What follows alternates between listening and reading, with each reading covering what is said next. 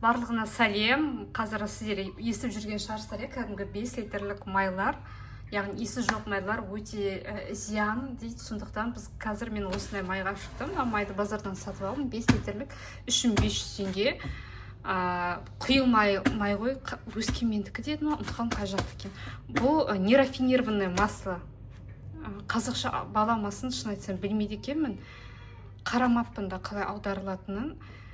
Осыны сатып алдым, бірақ бұның иісі шығады, кәдімгідей иісі бар. Сондықтан да қолданар алдында бұны міндетті түрде бір күйдіріп алу керек.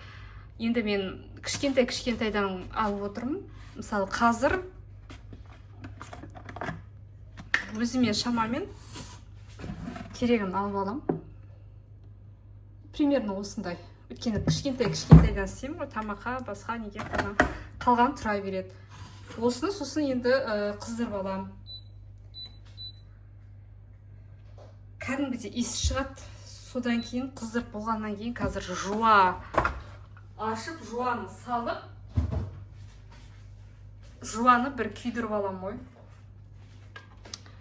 Жуаны бір күйдіріп алам, кәдімгідей күйдіріп.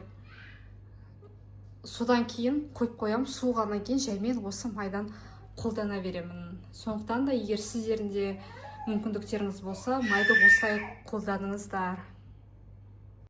Міне қазір майдың иісі шығып жатыр, уже мінекей бір жуаны алдым.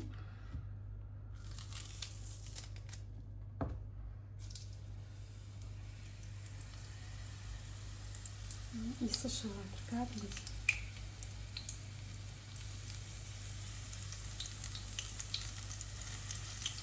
Әлде қызсын.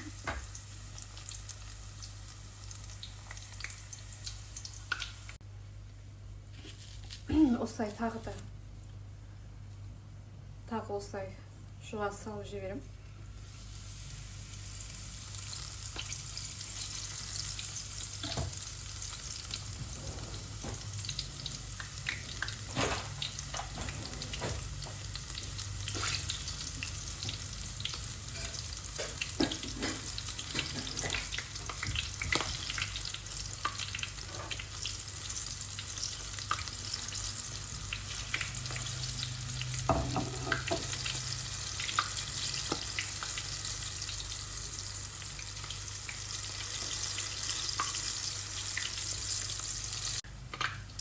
Не осылай жуаларын күйгеннен кейін осы жуаларды алып тастаймыз.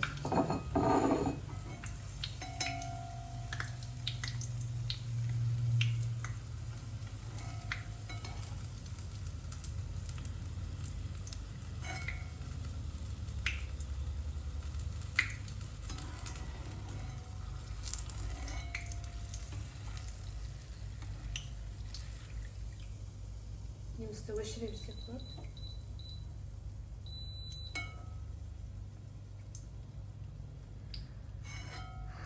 Болды, осылай алғаннан кейін осы майды енді суытамын да, сосын банкіге құйып қоям. Сосын шетінен алып қолдана беремін. Жағдай. Тағы да бір, мысалы, булочка пісіргенде де осылай сұйық май керек болады ғой. Сол кезде мен мысалы осылай ала берем.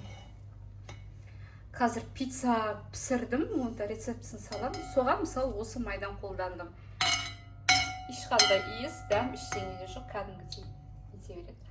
Бірақ осы жағында базардан сатып алып жүрген иісі жоқ майларға қарағанда осы дұрыс дейді. Шын айтсам, осыны біз бірінші рет алып жатырмыз. Бірінші рет алып, бірінші рет осылай жасап жатырмын. Мінекей болды. Енді осыны суытып қоямыз.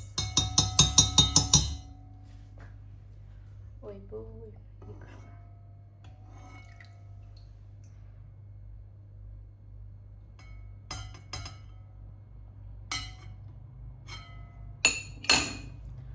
Болды осымен.